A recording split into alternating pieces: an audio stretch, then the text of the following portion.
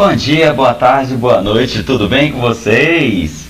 E aí, comigo tá tudo tranquilo, tudo favorável? Então vamos para nossa aula resumão, né? Nosso vídeo resumão sobre Mesopotâmia, vídeo 1.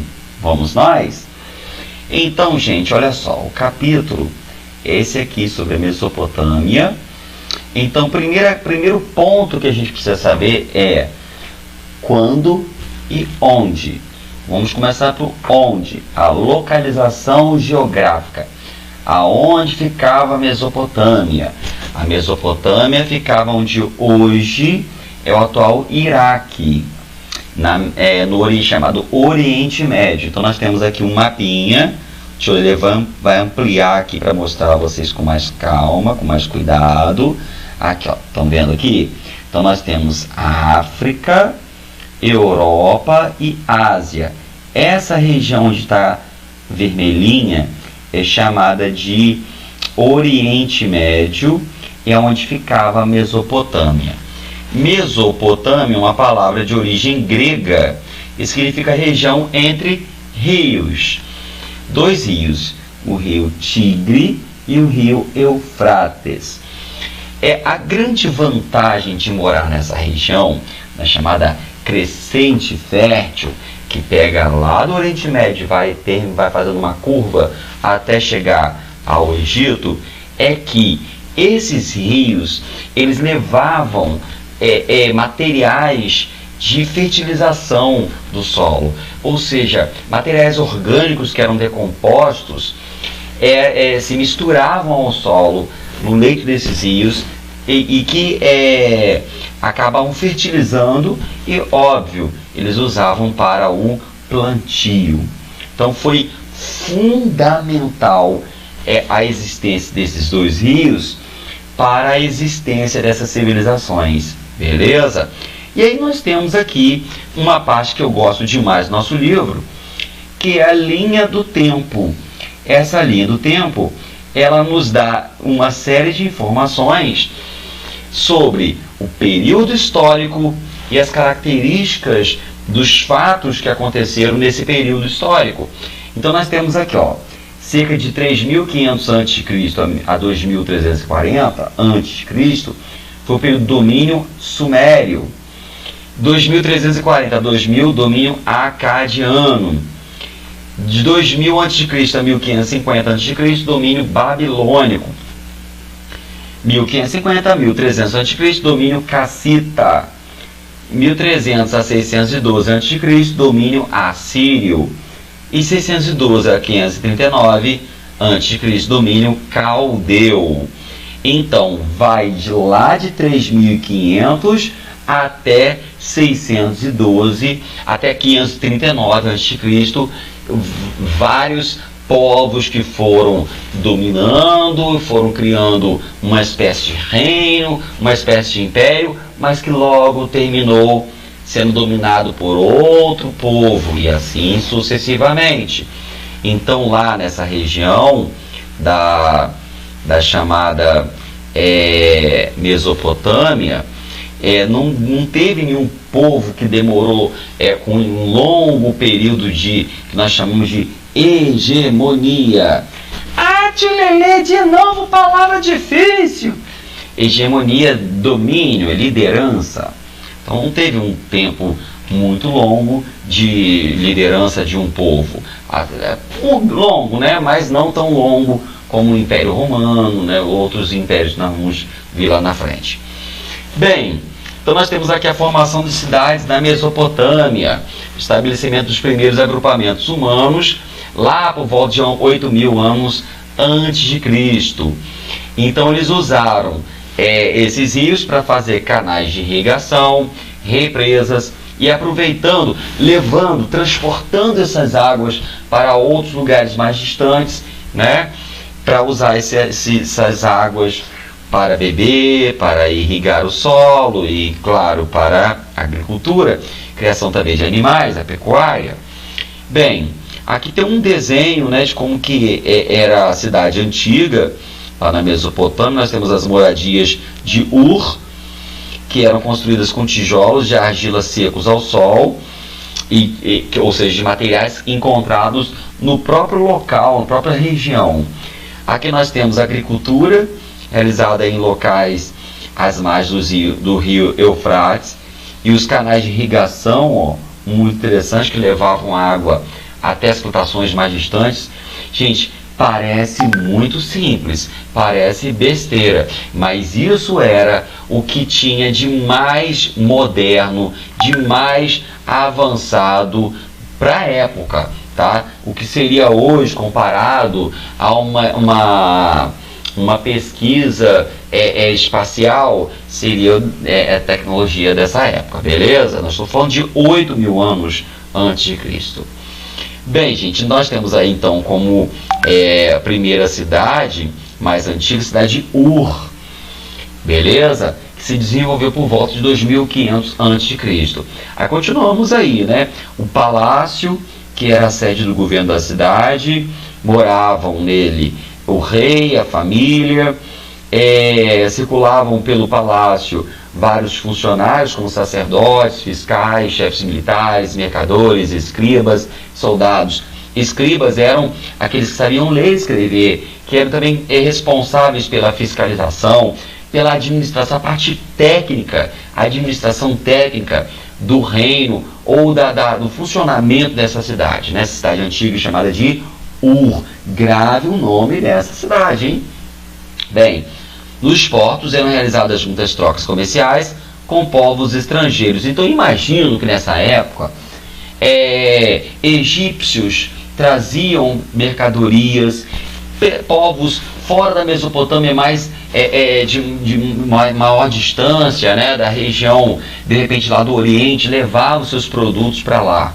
E aqui nós temos um zigurate, tipo uma pirâmide, né, que era uma construção imponente, um tipo de pirâmide formada por vários andares.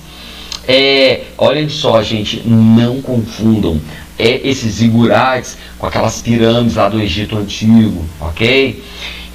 Aqui a função era completamente diferente de um zigurate, de uma pirâmide, beleza?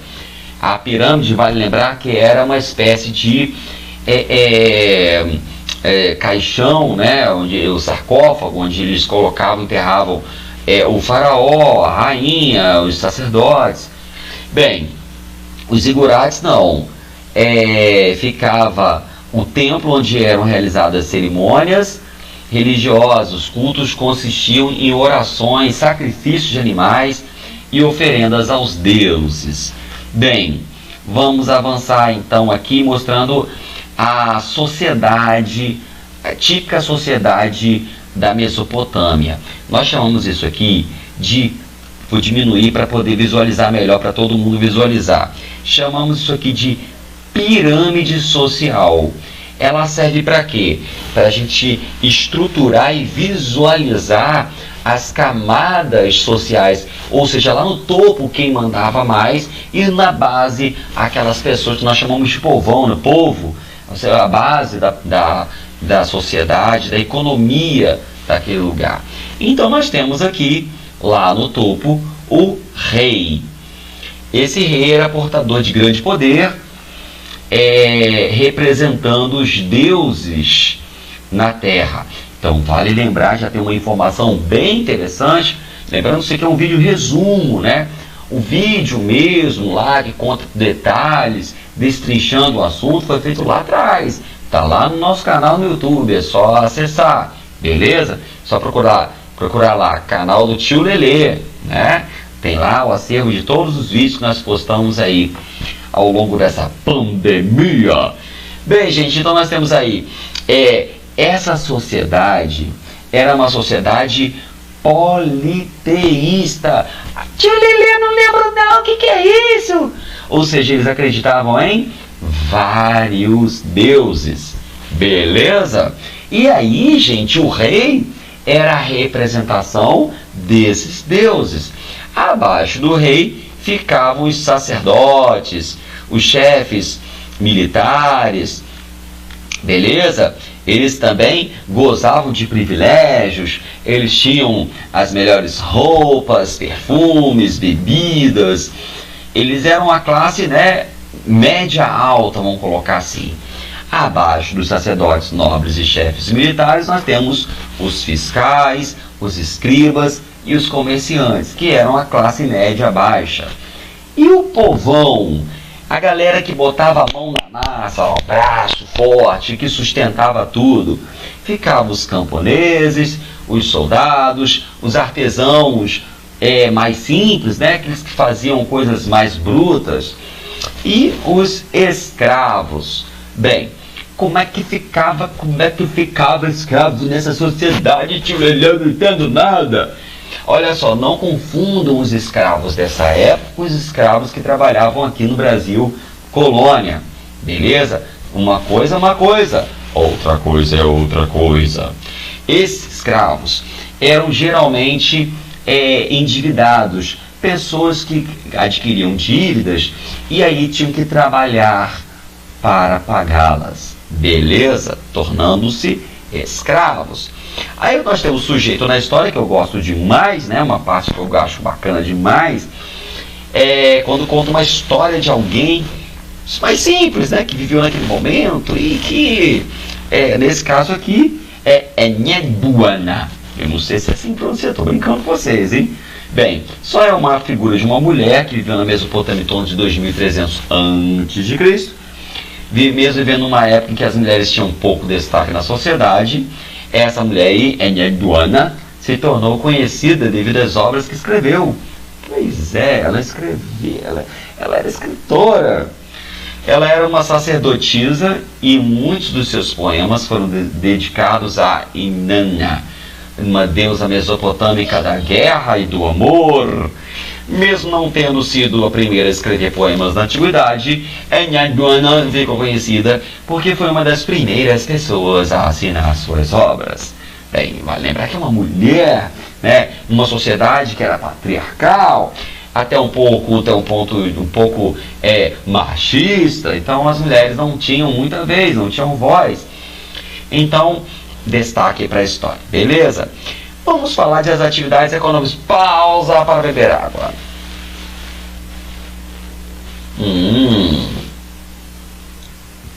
Basicamente, viviam do campo e cidade com atividades ligadas à agricultura, pecuária e comércio. Bem, gente, na área rural, plantavam trigo e cevada. Trigo e cevada, gente, é a base alimentar de vários povos antigos, tá? Com trigo faziam pães, faziam uma espécie de pizza. Galerinha minha, faziam pizza. Ouviu o que é pizza? Pois é, até minha verminosa aqui começou até a roncar. Bem, e cevada? Cevada, a chamada cerveja. Pois bem, ela mesma. Ela era feita nessa época. Além disso, o gergelim era cultivado para extração de óleo, usado na alimentação e também na iluminação.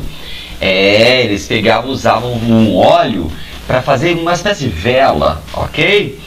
A atividade pecuária também era muito importante. Criavam porcos, carneiros, cabritos para a produção de carne, lã, leite, derivados. Outros animais como bois, jumentos, serviam para o transporte, também para puxar o arado.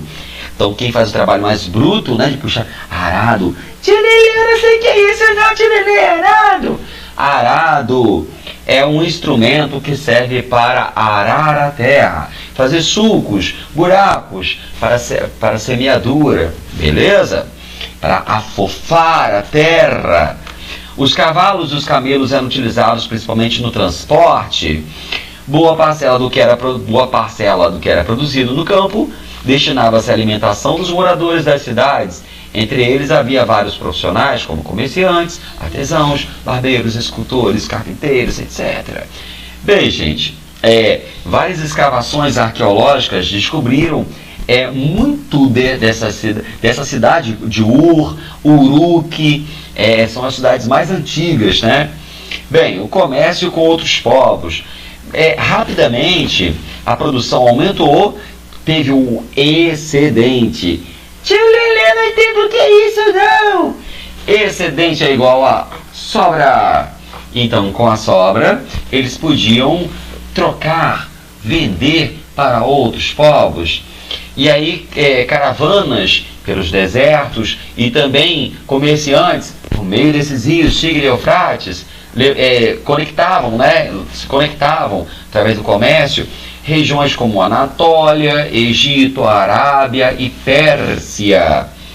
Bem, esses produtos serviam de matéria-prima para a fabricação, de novo, galera, não é fabricação não, é para elaboração, tá, de armas e joias. Fábricas só no século XVIII, muito depois.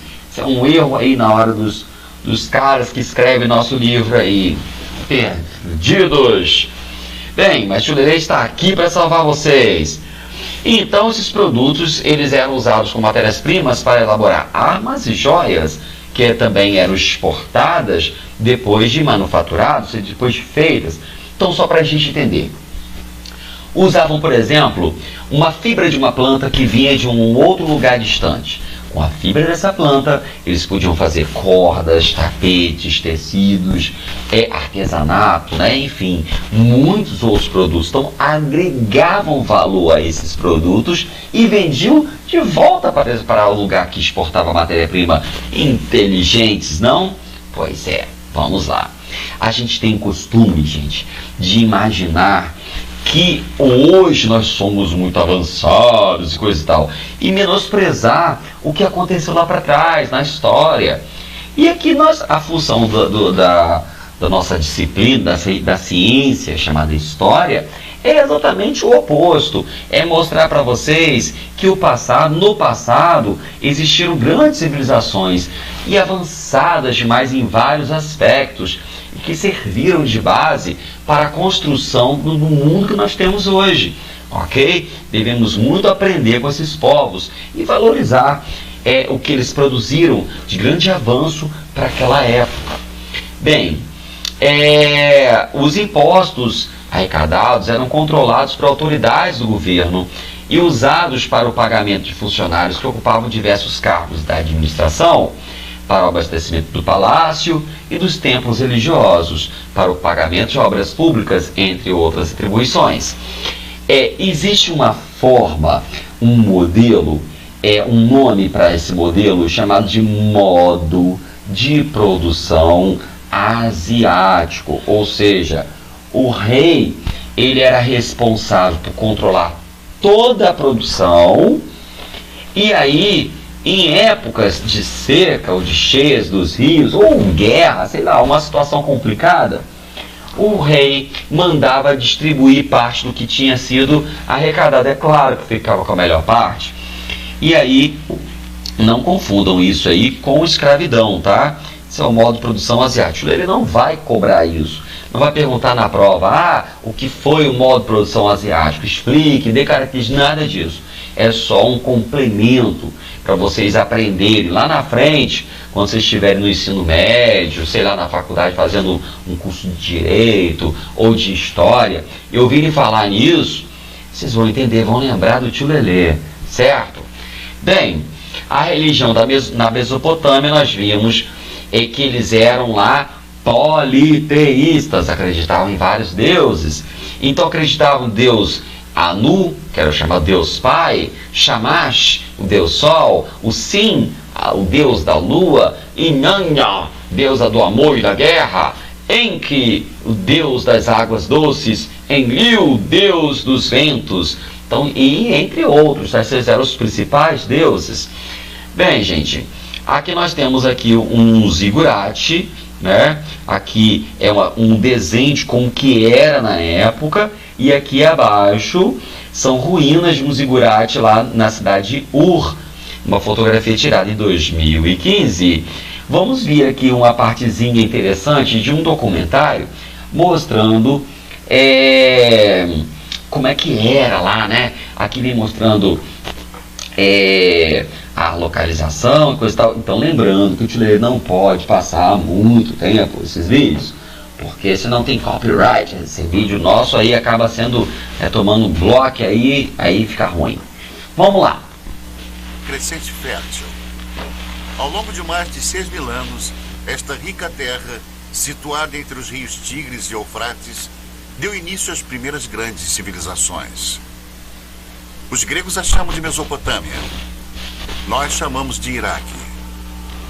Subpondo as camadas da história daqui, podemos trilhar as origens de nossas histórias mais antigas e nos transportar às raízes mais profundas da fé. Nossa jornada começa na margem oeste da Mesopotâmia, em Israel. Uma descoberta casual em 1947 voltaria a atenção do mundo para a arqueologia e para a Bíblia. 2 pastores beduínos estão conduzindo seu rebanho de cabras pelos rochedos de Qumran, alguns quilômetros a leste de Jerusalém. No calho do deserto, eles notaram uma pequena caverna oculta num declive rochoso curioso. Um começa a subir. Não é raro encontrar artefatos antigos e valiosos nestes penhascos.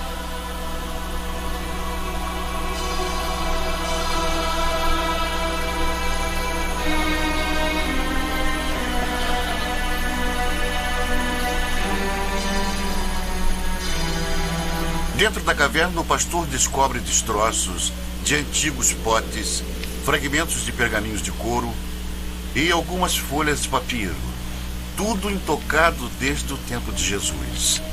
Estas escrituras de uma seita judaica monástica chamada Essênios viriam a ser conhecidas em todo o mundo como os manuscritos do Mar Morto. Nas cavernas ao redor, centenas de papiros antigos seriam eventualmente descobertos. Uma delas provou ser a primeira versão do Antigo Testamento, incluindo os 5 primeiros livros fundamentais, conhecidos pelos judeus como Torá. Os manuscritos do Mar Morto imediatamente se tornaram foco de um tremendo alvoroço internacional, enquanto eruditos e teólogos disputavam a posse e os significados deles.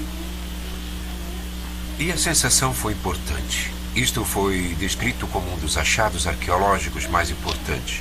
E são muito valiosos para os judeus, porque eram judaicos. Eles vêm de um período fundamental na história judaica. E muito valiosos para os cristãos, porque são contemporâneos de João Batista, Jesus e por aí vai. Portanto, são muito informativos. Mas, além disso, temos uma grande ligação emocional a esta obra. Bem, galerinha minha, então, foram encontrados lá nas margens do Mar Morto, dentro de uma caverna, né? Esses documentos, documentos históricos, esses vestígios arqueológicos, e que nos contam muito da origem histórica da religião judaica e também do cristianismo.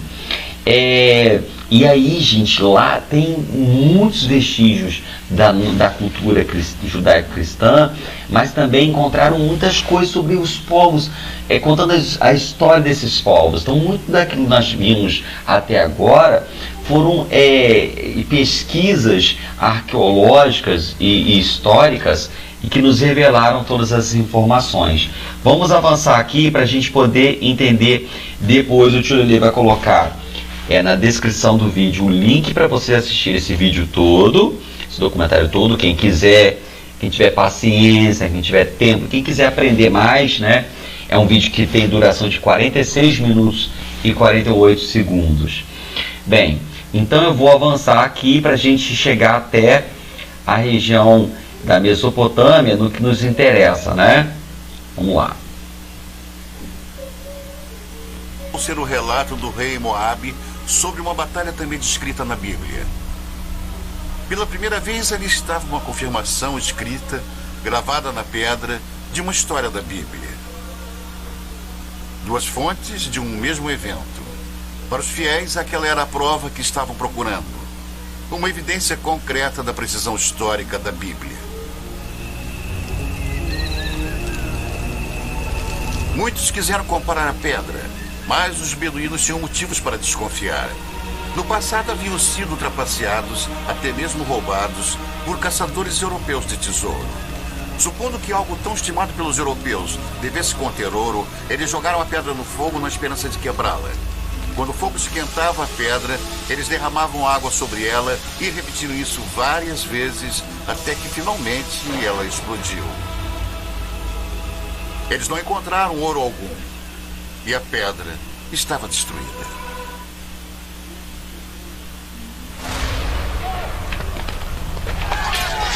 O ano é 586 a.C. O exército de Nabucodonosor, rei da Babilônia, invade Jerusalém com a ira de um Deus furioso. Estamos a quase 6 séculos antes do nascimento de Cristo. Os romanos ainda nem sonhavam com o império.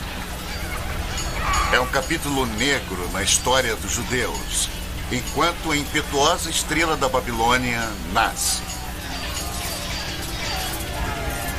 A Bíblia descreve o ataque babilônico. Cortou em pedaços todos os utensílios de ouro que fizera Salomão para o templo do Senhor. Todos os príncipes, todos os homens valentes, todos os artífices e ferreiros, ao todo de 10.000.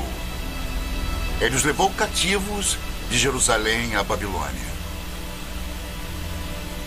Os israelitas cruzaram mais de 800 quilômetros de deserto, seguindo antigas rotas de comércio pelas atuais Jordânia, Síria e Iraque até a Babilônia.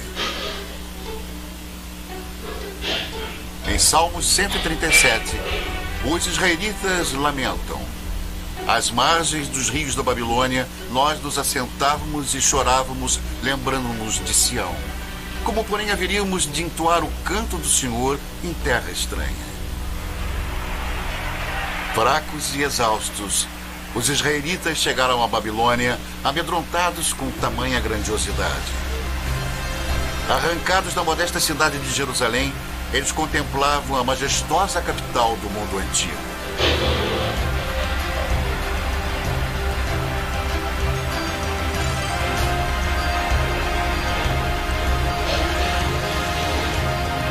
Aqui, gente, são trechos de um filme contando a civilização antiga da Babilônia que esteve presente, né, se desenvolveu na Mesopotâmia. Então, nesse momento, a grande civilização que está crescendo, que está dominando tudo naquela região lá, é a Babilônia. Vamos lá. Mas, de alguma forma, os israelitas conseguiram mais do que entoar o canto do Senhor nesta terra antiga. Eles também registraram. Se você pegar qualquer parte de uma fala e então escrevê-la, você está formalizando isso. Você imediatamente estabelece um texto que as pessoas podem criticar ou podem dizer: esta é a verdade, tudo mais é errado. Que eu considero como sendo o maior efeito das escrituras da Bíblia ou do Antigo Testamento. Hoje, as muralhas reconstruídas ao redor da Babilônia estampam o nome de Saddam Hussein. Mas um dia os tijolos exaltavam outro nome: Rei Nabucodonosor. Esta foi uma terra de muitos deuses e ídolos pagãos. Um local improvável para o surgimento de um dos textos mais sagrados do mundo. Na verdade, a grande diversidade babilônica criou o clima perfeito. E eles invadiram este solo cosmopolita. Até os mais educados e os mais cultos estavam sendo bombardeados com contato direto com outras pessoas, e digo, pessoas diferentes. Os israelitas se viram numa violenta mistura de raças e línguas em conflito com deuses e demônios. Que cidade é esta? O Apocalipse perguntaria. Vestida de púrpura e de escarlate, adornada de ouro, de pedras preciosas e de pérolas. A morada dos demônios, covil de toda espécie de espírito imundo. Babilônia, a grande mãe das meretrizes e das abominações da terra. Mas em meio a todas as abominações, talvez até mesmo por causa delas, foi onde a Bíblia se tornou um livro pela primeira vez. Ameaçados por uma nova cultura esmagadora, escribas hebreus se empenharam em preservar e solidificar a identidade judaica. Durante 3 gerações de escravidão, os escribas uniram à tradição oral de Israel novas escrituras e textos sagrados em um único manuscrito. Nascia a Bíblia. Felizmente para eles, Os babilônios eram bem liberais. Eles os permitiram manter sua própria cultura, sua própria religião, estudar seus próprios livros. Foi isso que preservou a Bíblia até os dias de hoje. Então, olha só, nesse encontro entre povos diferentes, teve a necessidade de pegar toda aquela tradição cristã que era a base da oralidade, ou seja, da tradição oral, ou seja, gente, vamos entender o que vocês viram aí. A época de Jesus, falava-se, ninguém escrevia aquilo que via. Não existia câmera fotográfica, nem então menos uma filmadora. Então, ou escrevia, ou ouvia e falava. Então, essas sociedades antigas, esses povos antigos, eles se baseavam na chamada tradição oral, ou somente oralidade. Ou seja, os mais sábios, os mais conhecedores da sua história, passavam de pai para filho essas tradições, falando, contando em detalhes. E aqueles que ouviam tinham o hábito de ouvir com todos os detalhes e para mais tarde poder reproduzir aquilo que ouviam para as próximas gerações.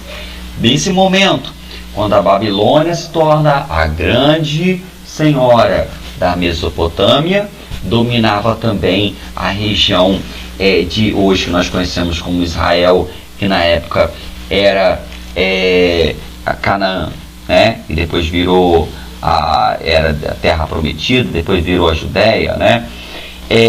Então, nesse momento, houve a necessidade de escrever com medo de que a dominação de outro povo pudesse apagar aquilo que já se sabia, né? De repente, uma guerra dizimando boa parte da população, aquele conhecimento das suas chamadas tradições aqueles conhecimentos iriam se perder, certo?